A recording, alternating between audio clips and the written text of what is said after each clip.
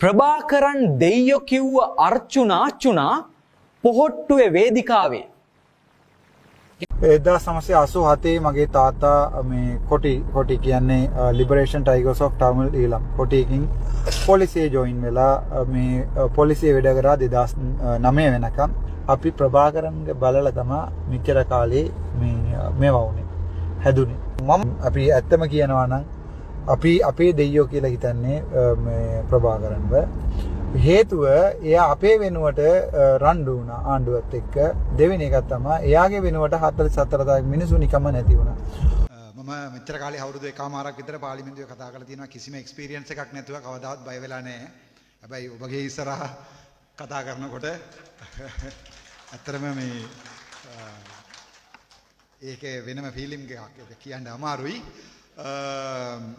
මට ඇත්තටම මම දේශපාලනය කරන්නේ මට ඡන්ද දෙන්නේ දෙමළ ජනතාව.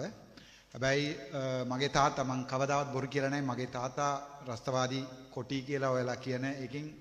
පොලිසියෙන් තුන්වෙනි ප්‍රධානීය විදිහට හිටියේ. අධිකාරී ජනාධිපතිතුමා කියන්නේ මේ රට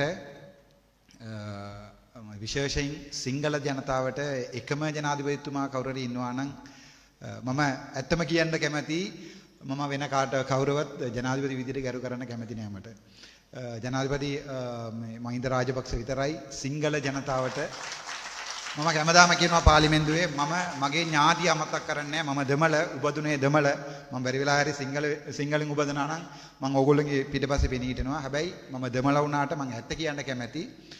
එදාත් අදත් ඉස්සරහටත් කවුරු හරි කවුද ජනාධිපති කියලා කිව්වම පොඩි ළමයා ඉඳන් වයසක ආයෙත් වෙනකන් කියන්නේ අධිකාරී ජනාධිපතිතුමා මහින්ද රාජපක්ෂගේ නම විතරයි මිනිස්සු සමහරවිට මේ රටේ බොරුවට රැවටිලා පච්චට රැවටිලා